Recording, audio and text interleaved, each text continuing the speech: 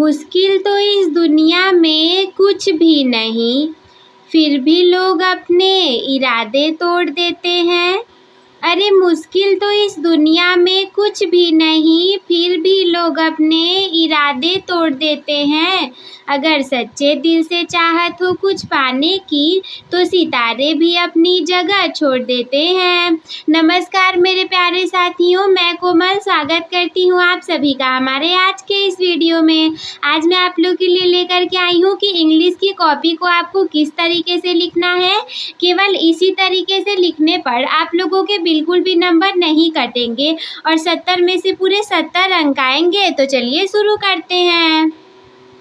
देखिए, आगे के जो 1 से लेकर के 20 तक के प्रश्न दिए होंगे उनके लिए आप लोग को OMR सीट मिलेगा। उस पर आप लोग को ब्लैंक को भरना रहेगा। जो भी गोले की तरह बनाया हुआ रहता है OMR में आपको ये बहुविकल्पी MCQ टाइप के क्वेश्चंस रहते हैं, इनके आंसर को देना पड़ता है। और कॉपी में लिखने के लिए आपके सामने स्टार्टिंग होती है सेक्शन B से। तो सेक्शन B से आप अपने कॉपी में लिखना शुरू कर देते हैं। देखिए, हमारे पास जो पेपर है इसमें सेक्शन बी में रीडिंग है, आपके में भी यही रहेगा। रीडिंग 20 नंबर तक का तो OMR था, इसीलिए 21वें नंबर पर हमारे सामने अनसीन पैसेज दिया रहता है। चलिए हम इसे पढ़ करके सॉल्व करते हैं, देखते हैं कि हम कॉपी में इसे कैसे लिखेंगे। Read the following passage carefully and answer the question given below. यानी कि नीचे दिए गए पैसेज को ध्यानपूर्वक पढ़ना है और इस पैसेज को पढ़ने के बाद नीचे जो चारों क्वेश्चन दिए रहेंगे उनका हमें आंसर देना रहेगा। तो हम किस प्रकार से करेंगे, देखिए पैसेज है Aman was kept in the jail without any fault. यानी अमन को जेल में बंद कर दिया गया था बिना किसी गलती के। When the king visited jail, जब राजा ने जेल के पास घूमा, मतलब जो राजा था वो जेल की तरफ गया, जेल में घूमा, भ्रमण किया। He told him that he was innocent। तो अमन ने कहा उन राजा से कि अरे मैं तो निर्दोष हूँ। The king find out that it was true। तब राजा को पता चला कि वो सही कह रहा था। The king gave him a sum of money and set him free। जब राजा को पता चला कि अमन सही बोल रहा है, उसकी कोई गलती नहीं है, वो दोस्त है, तब राजा ने उसे कुछ पैसे दिए और उसे फ्री छोड़ दिया, यानी कि जेल से बाहर निकाल दिया। He went straight to the market। वो सीधा बाजार की तरफ गया। Where some birds kept in the cages for sale। जहाँ पर कुछ पक्षी जो थे वो पिंजरों में बंद करके रखे हुए थे बेचने के लिए। He purchased all the birds। उसने सारे, किसने, अमन ने सारे पक्षियों को खरीद लिया। From the shopkeeper, जो दुकानदार था उससे अमन ने सारे पक्षियों को खरीद लिया। And set them free, और उन लोग को खुला छोड़ दिया, फ्री कर दिया, स्वतंत्र छोड़ दिया। At this, यानी इस चीज पर द शॉपकीपर वॉज सरप्राइज्ड। जो दुकानदार था वो बहुत ही ज़्यादा सरप्राइज्ड हो गया, ये सोच करके कि अरे इसने मुझसे सारे पक्षियों को खरीद करके आसमान में स्वतंत्र छोड़ दिया। Then the man said to him। तब उस आदमी ने उससे कहा If you had been in prison like me for no fault। तब अमन ने उस शॉपकीपर से कहा कि अगर तुम्हें भी जेल में मेरी तरह बिना किसी गलती के बंद कर दिया जाता, you would have done same. तो तुम भी ऐसा ही सेम करते जैसा कि मैंने किया है। देखिए क्या है कि जब कोई चीज़ एक लोग के साथ हो जाएगी ना, तो अगर वो इंसान अच्छा है तो वो दूसरे के साथ अगर वैसा होगा तो समझ जाएगा। लेकिन कुछ लोग होते हैं कि उनके साथ भी होगा पर वो दूसरे का नहीं समझ पाते। इसमें अमन जो था वो बड़ा ही समझदार था, उसे बिना गलती के जेल में बंद कर दिया गया था। तो उसने क्या किया, वो पक्षियों के दर्द को समझा, पक्षियों को खरीदा और उन्हें स्वतंत्र छोड़ दिया। अब देखिए सबसे पहला क्वेश्चन है, वाई वॉज शॉपकीपर सरप्राइज्ड। जो शॉपकीपर था वो सरप्राइज्ड क्यों हो गया था। पूरी स्टोरी आपने पढ़ ली अनसीन पैसेज की, आप लोग को पता भी हो गया होगा। देखिए हम इसे लिखेंगे कैसे। लिखने के लिए सबसे पहले आप कॉपी में हेडिंग डालिएगा सेक्शन नंबर बी जो है रीडिंग का, और आंसर नंबर 21 को लिखिए। 21 में ए वाला हमें लिखना है कि शॉपकीपर क्यों सरप्राइज्ड था। तो देखिए हम आंसर को कुछ इस प्रकार से लिखेंगे, the shopkeeper was surprised because Aman purchased all the birds from the shopkeeper and set them free. जो दुकानदार था वो सरप्राइज्ड आश्चर्यचकित इसलिए हो गया था क्योंकि अमन ने उससे सारे पक्षियों को खरीद करके फिर उसके बाद उन्हें स्वतंत्र छोड़ दिया था। इसके बाद क्वेश्चन नंबर बी कह रहा है, what did the man say to the shopkeeper, what did the man say to the shopkeeper, यानी कि जो आदमी था अमन था उसने शॉपकीपर से क्या कहा। तो देखिए इसका आंसर क्या हो जाएगा,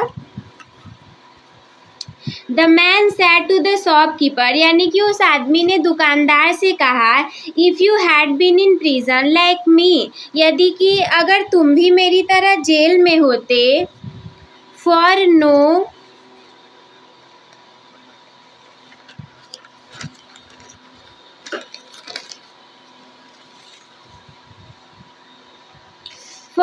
फॉल्ट, यानी कि अगर तुम भी मेरी तरह जेल में होते बिना किसी गलती के, you would have done same, तुम भी ऐसा सेम ही करते जैसा कि मैंने किया। इसके बाद क्वेश्चन नंबर सी कह रहा है, find out a word in the passage which means jail. ये जो पैराग्राफ है इसमें ऐसा कौन सा वर्ड है जिसका मतलब जेल है। तो हम लिखेंगे, देखिए यहाँ पर आपके सामने दिया हुआ है प्रिजन, यहाँ पर ये जो प्रिजन है इसका मतलब भी जेल ही होता है। तो in the passage the word prison means jail, यानी कि इस पैसेज में जो प्रिजन वर्ड है उसका मतलब भी जेल या पिंजरा ही होता है। तो देखिए प्रिजन इंपॉर्टेंट वर्ड था, यही क्वेश्चन में पूछा गया था, तो हम इसे ब्लैक कलर से इन्वर्टेड कॉमा में लिख देंगे। If you want then you can write this into double inverted comma as well, and also you can write in single inverted comma.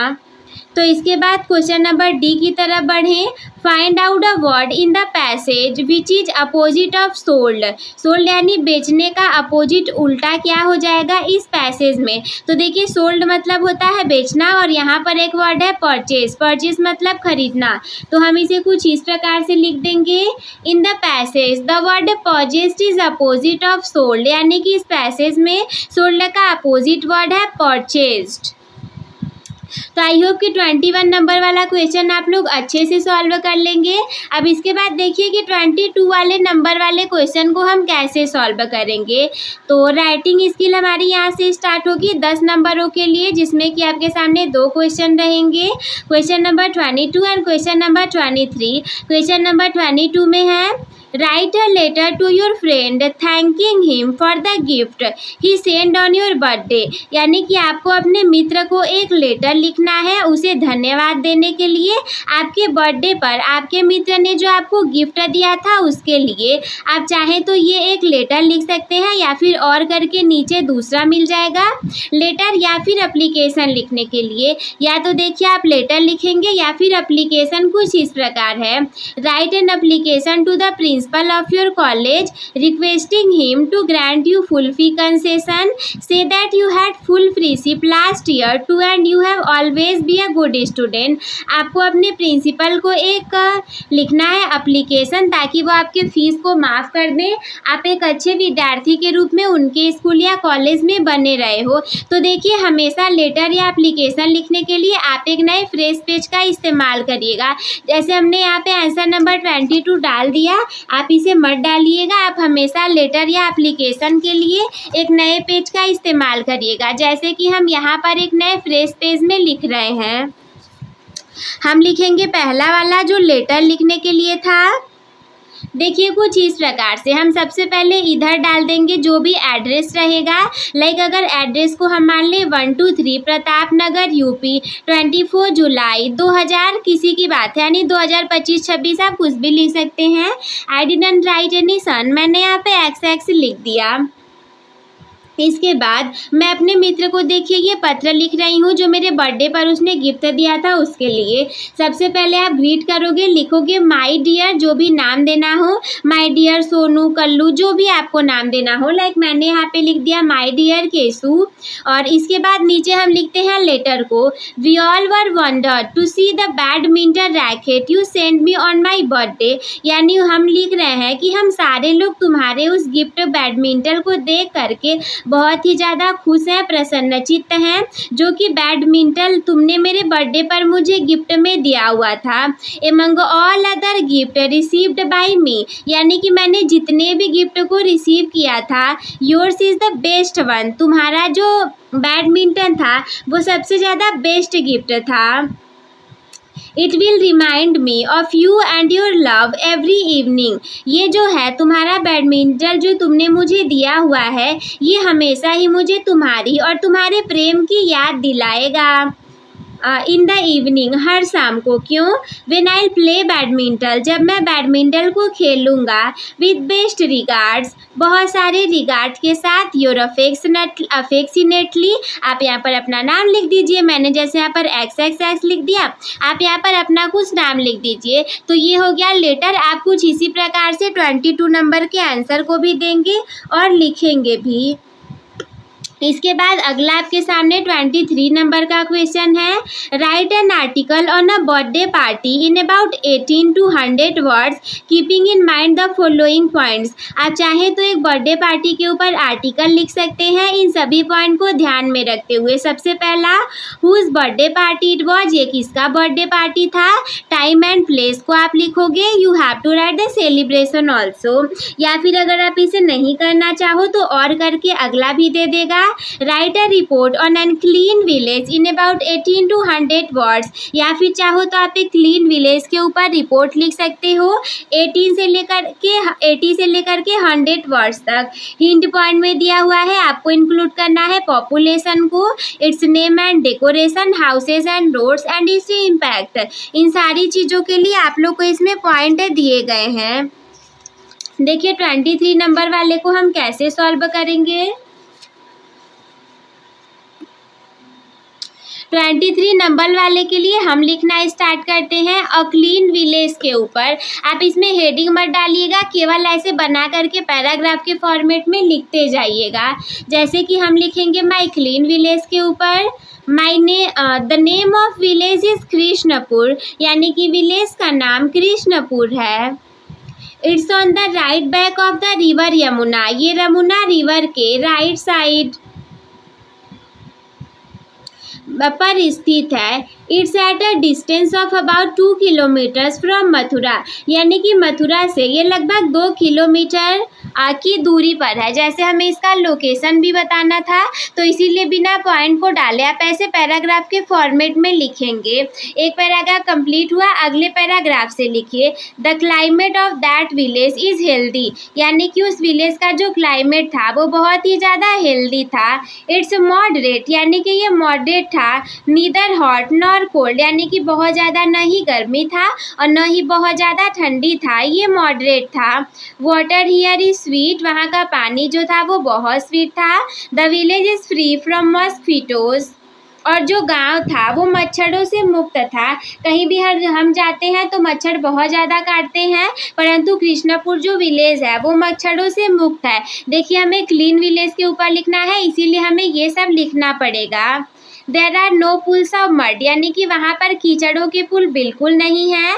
The population of the village is about 3000, लगभग जो गांव की जनसंख्या है वो 3000 के आसपास है। Mostly the people are farmers, ज़्यादातर लोग उस गांव के किसान ही हैं। Some are blacksmith, potters, carpenter, shoemaker and labours, और बहुत ज़्यादातर तो वैसे किसान ही हैं, लेकिन कुछ उसमें से सोनार हैं, कुछ लोहार हैं, कुछ बर्तन बनाने वाले हैं, कुछ बढ़ई हैं, कारपेंटर हैं, कुछ जूते सिलने वाले हैं और कुछ लेबर्स भी हैं। केवल इतना ही नहीं, हम इसके आगे भी थोड़ा सा लिख देंगे। Some of the villagers are in service, और कुछ विलेजर्स ऐसे भी हैं जो कि सर्विस में है। जैसे अगर किसी ने मेहनत से पढ़ाई की, किसी का पुलिस में, आर्मी में, किसी चीज़ में लग गया तो the condition of the farmers is good, जो कंडीशन है उस विलेज में रहने वाले फार्मर्स की वो काफ़ी अच्छी है। It has a small market and clean roads, यहाँ पर एक छोटा सा बाजार और क्लीन साफ सुथरे रोड है। There is one primary school in the village, यहाँ पर विलेज में एक प्राइमरी स्कूल भी है। For higher education the boys and the girls go to Mathura, यानी कि ज़्यादा उच्चतर पढ़ाई के लिए, शिक्षा के लिए लड़कियों और लड़कियों को मथुरा जाना पड़ता है, क्योंकि उस गांव में तो छोटा सा प्राइमरी स्कूल है, पढ़ने के बाद हायर एजुकेशन के लिए मथुरा जाना पड़ता है।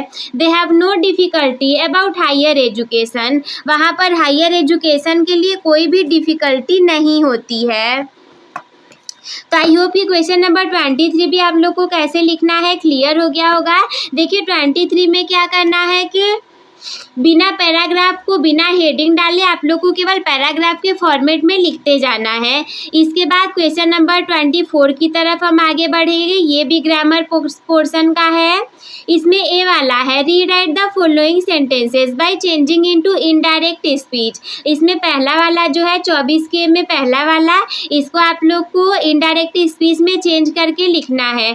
जैसे पहला है the boy said to me he is eating cake, लड़के ने मुझसे कहा कि वो केक खा रहा है। तो इसे हम इनडायरेक्ट स्पीच में कैसे लिखेंगे? सबसे पहले आप यहाँ पर हेडिंग डालिए आंसर नंबर 24 का ए वाला। ए में भी पहला हमें लिखना है, आप केवल पहला डाल करके इसे मत लिखिएगा, आप यहाँ पर इनडायरेक्ट स्पीच हेडिंग डाल दीजिएगा। इसके बाद लिखिए क्वेश्चन में था the boy said to me, तो ये चेंज हो जाएगा द बॉय टोल्ड मी। फिर क्या था ही is eating cake, inverted comma हटाकर हम दैट लगाएंगे, थर्ड पर्सन ही वैसे ही रहेगा, इज वाज में बदल जाएगा और ईटिंग केक सेम रहेगा, यानी कि the boy told me that he was eating cake. तो ये हमारा इनडायरेक्ट स्पीच में कन्वर्ट हो गया। इसके बाद 24 में ही अगला बी वाला है। बी वाले में दिया हुआ है change the following into passive voice. इसके नीचे जो दिया हुआ है सेकेंड वाला, उसे हमें पैसिव वॉइस के रूप में बदलना है। क्या है? He plays football in the evening, यानी कि वो शाम के टाइम पे फुटबॉल खेलता है। अब डालिए बी का पहला वाला पैसिव वॉइस में हमने बदल के यहाँ लिखा हुआ है football is played in the evening by him. तो कुछ इस तरीके से हम इसे पैसिव वॉइस में कन्वर्ट कर देंगे। इसके बाद अगले क्वेश्चन की तरफ बढ़े तो अगला क्वेश्चन सी वाला है पंक्चुएट द फॉलोइंग, यानी कि जो सेंटेंस दिया हुआ है इसमें हमें पंक्चुएशन मार्क को लगाना है। जैसे है Ram said to Mohan you are bad boy, Ram ने मोहन से कहा कि तुम गंदे लड़के हो, तुम बुरे लड़के हो। तो देखिए राम का आर कैपिटल रहेगा, सेड टू मोहन के बाद comma, double inverted comma, Y को कैपिटल कर देंगे, बैड बॉय के बाद फुल स्टॉप लगा करके डबल इन्वर्टेड कॉमा को क्लोज करेंगे। तो हम इसे कैसे लिखेंगे?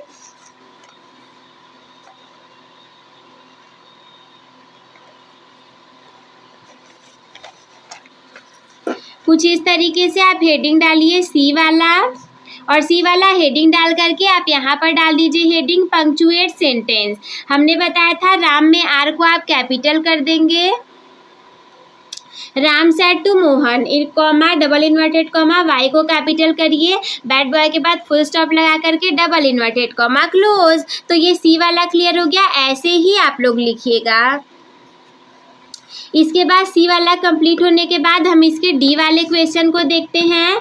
तो डी यहाँ पे देखिए क्वेश्चन के नंबरिंग में मिसप्रिंटिंग हो गई है, बट आंसर लिखने में आप लोग मिसप्रिंटिंग मत करिएगा। डी वाला है translate the following into English, यानी कि नीचे जो दिया हुआ है इसे इंग्लिश में ट्रांसलेट करना है। मैं विज्ञान वर्ग का विद्यार्थी हूँ। तो सबसे पहले आप यहाँ पर डी वाला डालिएगा और हेडिंग डाल दीजिएगा इंग्लिश ट्रांसलेशन ब्लैक कलर से, और नीचे डबल अंडरलाइन। प्रश्न है मैं विज्ञान वर्ग का विद्यार्थी हूँ, I am a student of science stream. अगला है मुझे गणित और विज्ञान में रुचि है, यानी कि I am interested in maths and science. मेरी माताजी मुझे यह विषय घर पर पढ़ाती हैं, my mother teaches me this subject at home. मैं वैज्ञानिक बनना चाहता हूँ। I want to become a scientist. हम सभी को आत्मनिर्भर बनना चाहिए। We all should become self independent. तो आई होप कि आप लोग को ये भी क्लियर हो गया होगा 24 वाले तक। अब देखिए हम 25वें वाले को कैसे सॉल्व करेंगे। क्वेश्चन नंबर 25 आपके सामने कुछ इस प्रकार से है। ये लिटरेचर पोर्शन से रहेगा। Answer the following question in about 30 to 40 words. A वाला है who was Lencho, what were his main problem. चाहे तो आप ए में का ये पहला लिखिए या फिर और करके है why does Annie want to write a diary, या फिर एनी डायरी को क्यों लिखना चाहती थी, आप इसे लिख देंगे। 25वें के ए वाले में दो में से आप किसी एक के आंसर को लिखेंगे। तो हम यहाँ पे डालेंगे आंसर नंबर 25 और हम इसमें से ए वाले को चूज करते हैं, लैंचो वाले को, कि लैंचो कौन था, उसकी मेन प्रॉब्लम क्या थी। तो हम कुछ इस प्रकार से लिखेंगे लैंचो वॉज एन इनोसेंट फार्मर। लैंचो जो था वो एक इनोसेंट फार्मर किसान था, बहुत ही विनम्र किसान था। Lencho's main problem was the rain with heavy hail storms had ruined Lencho's field. देखिए लैंचो की मेन प्रॉब्लम ये थी कि हैवी ओलो ने, बहुत ही भारी वर्षा ने उसके पूरे फील्ड को बर्बाद कर दिया था। तो ये उसकी मेन प्रॉब्लम थी। अब ए वाले के दोनों में से हमने पहले लैंचो वाले को कर लिया। अगला है बी वाला, व्हाट इज द कबाई हु वोर इट, यानी कि कबाई क्या है और इसे कौन पहनता है। या फिर who took oath that day, उस दिन ओथ किसने लिया था, उस दिन शपथ किसने लिया था। बी में से भी आप इन दोनों में से किसी एक को करेंगे क्योंकि यहाँ पर और करके दिया हुआ है। तो यहाँ पर हम हेडिंग डालेंगे बी वाला। बी वाले में देखिए हम कबाई के बारे में लिखते हैं कि the kabai was a special type of dress. Kabai जो था वो एक विशेष प्रकार का ड्रेस था। Which was wore by the bread seller, जो कि जो लोग ब्रेड सेलर करते थे गोवा में उनके द्वारा पहना जाता था। It was a single piece long frock reaching down to the knees, जो कि एक लॉन्ग फ्रॉक की तरह था, घुटने तक का कपड़ा था, पहना जाता था।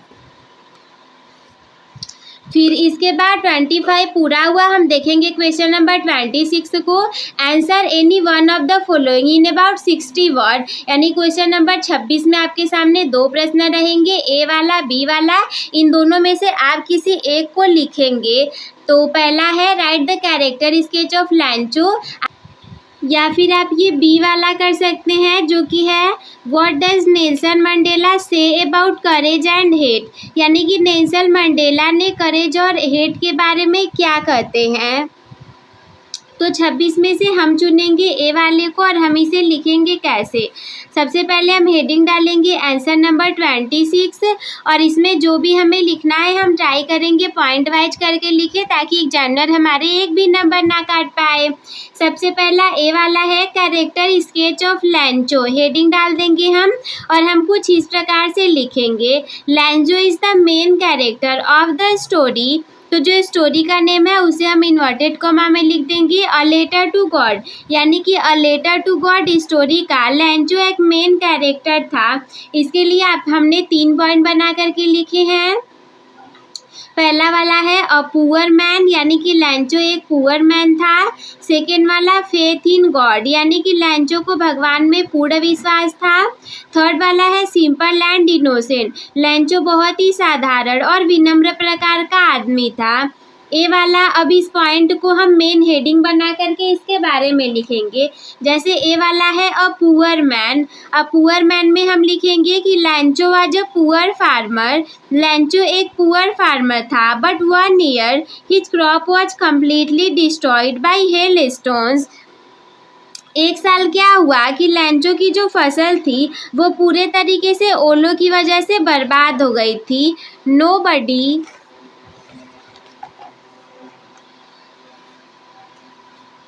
Nobody helped him, किसी ने उसकी सहायता नहीं की। He was helpless and sad, वो बहुत ही किसी ने उसकी सहायता नहीं की, वो हेल्पलेस था और दुखी था।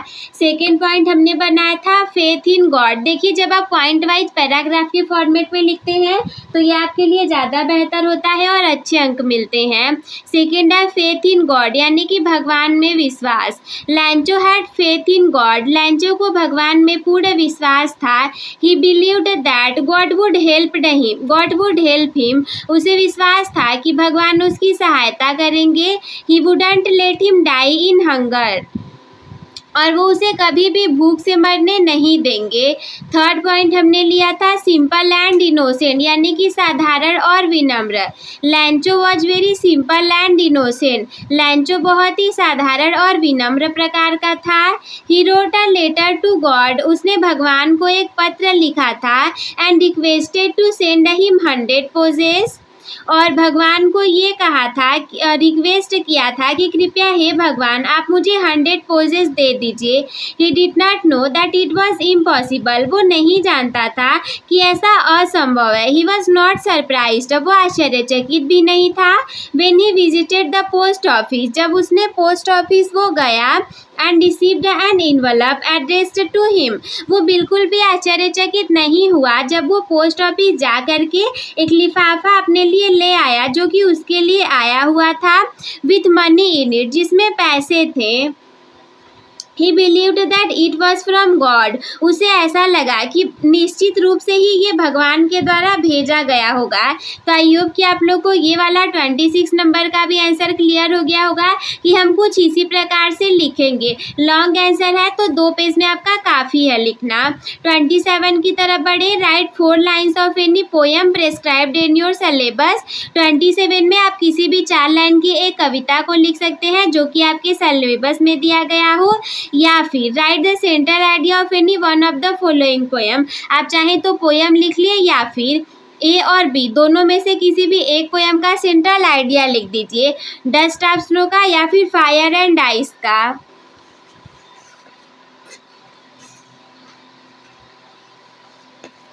देखिए क्वेश्चन नंबर 27 में जो है हम चुनेंगे डस्ट ऑफ स्नो के सेंट्रल आइडिया को करना। ये देखिए 27 में आपके सामने यहाँ पर है डस्ट ऑफ स्नो का सेंट्रल आइडिया, तो हम इसे ही करेंगे। हम डालेंगे हेडिंग आंसर नंबर 27 ए वाला, डस्ट ऑफ स्नो का सेंट्रल आइडिया हमें लिखना है। कुछ इस तरीके से आप हेडिंग डाल देंगे और फिर इसे इस प्रकार से लिखिए, in the poem dust of snow the poet wants to convey, यानी कि डस्ट ऑफ स्नो पोएम में पोएट हमसे ये कहना चाहता है दैट समटाइम्स सर्टेन मूवमेंट्स और actions which are simple have larger significance. ऐसा हो सकता है कि कई बार कुछ ऐसी घटनाएं होती हैं जो कि छोटी होती हैं लेकिन हमारे लिए एक बहुत बड़ा महत्व रखती हैं। They can change the mood, way mood को चेंज कर सकती हैं, और लाइफ और जीवन को भी ऑफ अ पर्सन, किसी व्यक्ति के। The way a crow shakes down dust of snow on the poets inspires, जिस तरीके से कौवे ने बर्फ को पोएट के ऊपर गिराया था तो पोएट थोड़ा सा इंस्पायर हो गए थे। एंड गिव्स हिम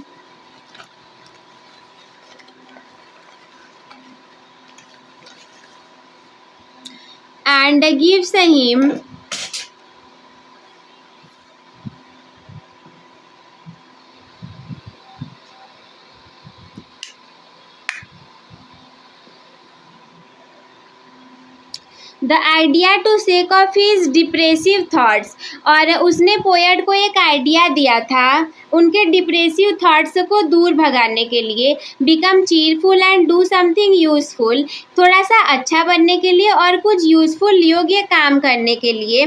तो 27 में हम इसे कर लेंगे। इसके बाद लास्ट के 20 और 29 नंबर क्वेश्चन आपके सामने इस प्रकार है। 28 नंबर का क्वेश्चन है answer any one of the following in about 30 to 40 words. आपको ए या बी दोनों में से किसी एक के आंसर को लिखना है, वो भी एक पैराग्राफ में।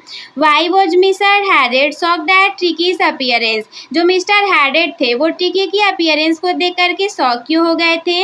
या फिर आप बी वाला करेंगे, why did Fowler want to meet Ausable, why was it disappointed. आप चाहे तो आप बी वाला करिए या फिर ए वाला। तो हम 28 नंबर के ए वाले को चूज करते हैं।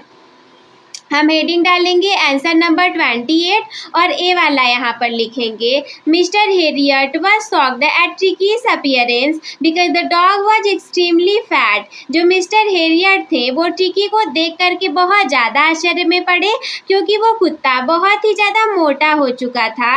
He looked like a bloated sausage, वो एक ब्लोटेड सॉसेज की तरह दिख रहा था with a leg on each corner, जिसके चारों कॉर्नर पर केवल पैर निकले हुए थे।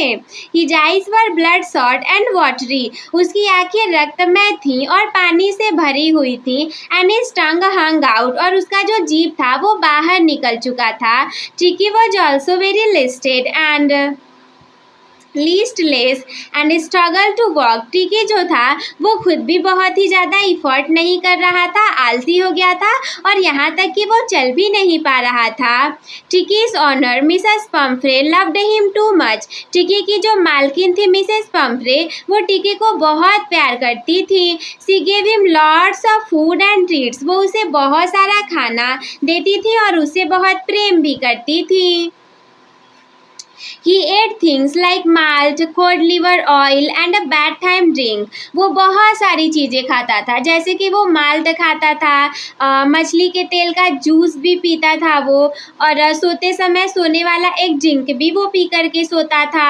She did this because she thought he was suffering from malnutrition। Actually उसकी मालकिन उसे इतना सारा खाना इसलिए देती थी क्योंकि उन्हें लगता था कि वो कुपोषण से ग्रसित है, परंतु ऐसा नहीं था। However, Tricki was getting no exercise. Tricki देखिए बिल्कुल भी एक्सरसाइज नहीं करता था। This combination of too much food and no physical activity, ये जो कॉम्बिनेशन था कि खाना तो ढेर सारा खाना है लेकिन कोई भी शारीरिक गतिविधि नहीं करनी है, caused him to because very unhealthy and overweighted, और इसी कारण की वजह से वो बहुत ही ज़्यादा अनहेल्दी, अस्वस्थ और ज़्यादा वजन वाला हो गया था। देखिए जैसे हमारे यहाँ पर गलत हो गया तो हमने एक लाइनिंग कर करके इसको कट कर दिया, वैसे ही आप भी एक लाइनिंग कर करके कट कर देंगे। बहुत ज़्यादा पुष्पा ढेर सारा कट नहीं करने जाएंगे। The last 29 number question we have, answer any one of the following in about 60 word। इन दोनों में से केवल किसी एक के आंसर को हमें लगभग 60 शब्दों में लिखना है। Describe Mrs. Pumphrey's love worry for Tricky। Mrs Pomfrey के प्रेम और चिंता को ट्रिकी के प्रति हमें डिस्क्राइब करना है। या फिर बी है give a character sketch of Ausable, या फिर औसाबल के कैरेक्टर स्केच को आपको लिखना है। तो 29 नंबर का हम ए वाला चूज करते हैं। देखिए हम किस प्रकार से लिखेंगे। हम हेडिंग डालेंगे आंसर नंबर 29 और इसमें से हम करेंगे ए वाला। हम यहाँ पर ए वाला लिख देते हैं Mrs Pumphrey's love and worry for her dog, यानी कि मिस्टर पम्फ्रे का जो प्रेम है और चिंता है उनके डॉग के प्रति। Tricki are a central part of her character. Tricki जो था वो उनके कैरेक्टर का एक सेंट्रल पार्ट था। सी इज अ वेल्दी वुमन, वो एक धनी महिला थी। And who treats her dog like a spoiled child, वो अपना उनका जो कुत्ता ट्रिकी था उसे एक बिगड़े हुए बच्चे की तरह पाला करती थी। अगला है showering him with affection and lavish comfort, जो कि उसे बहुत ज़्यादा प्रेम दिया करती थी और बहुत ही उसे कंफर्ट जोन में रखा करती थी। वो खाना बहुत खिलाती थी परंतु उसे एक्सरसाइज करने के लिए नहीं कहती थी। This love is evident in the extravagant life style she provides for him, यही कारण था कि उसने उसे असाधारण जीवन को दिया हुआ था। Including a wardrobe full of different coats for various weather condition and separate bowls for each meal, यही कारण था वो उसे बहुत प्रेम करती थी और उसे सारे अलग अलग टाइम पे अलग अलग प्रकार के भोजन देती थी। सुबह में दे दिया भोजन, 10-12 अंडे दे दिए, बिस्किट खिला दिया, फिर दोपहर में दिया, रात को सोने वाला ड्रिंक भी दिया, वो उसे बहुत खिलाती थी। However, her love is also misguided and leads to an unhealthy situation for Tricky। Actually क्या हुआ कि उनका ट्रिकी के प्रति जो प्रेम था वो ट्रिकी को मिसगाइड कर दिया और ट्रिकी को एक अनहेल्दी सिचुएशन और लाइफ स्टाइल की तरफ ले करके गया। Out of her concern that he suffering from mall nutrition, actually उन्हें ऐसा लगता था कि उनका डॉगी ट्रिकी कुपोषण से ग्रसित है। She overfeeds him with extra treats like cod liver liver oil, malt and Horlicks between meals. और उन्हें लगता था कि मेरा डॉगी कुपोषण से ग्रसित है, and that is why she used to give him the extra treats like cold liver oil, malt and Horlicks between meals, and indulged his love for cream cakes and chocolates. और वो उसे बहुत ज़्यादा cream cakes, chocolates खाने, अंडे सोते time पे, रात में नाइट ड्रिंक, वो बहुत सारी चीज़ें दिया करती थी. एंड दैट इज़ वाई चिकी become so fatty and he was suffering with a unhealthy life style. So I hope कि आप लोग को ये सब कुछ अच्छे से समझ में आ गया होगा कि हमें हमारे पेपर को कैसे लिखना है ताकि हमारे बिल्कुल भी नंबर ना कटे. तो अपनी पढ़ाई में आप लोग व्यस्त रहिए, मस्त रहिए, स्वस्थ रहिए. वीडियो अच्छा लगा हो आप इसे लाइक कर सकते हैं, शेयर कर सकते हैं, and also you can subscribe the channel. मस्त रहिए, स्वस्थ रहिए, व्यस्त रहिए आप सभी. मैं मिलती हूँ आपसे किसी अगले वीडियो में. तब तक के लिए धन्यवाद.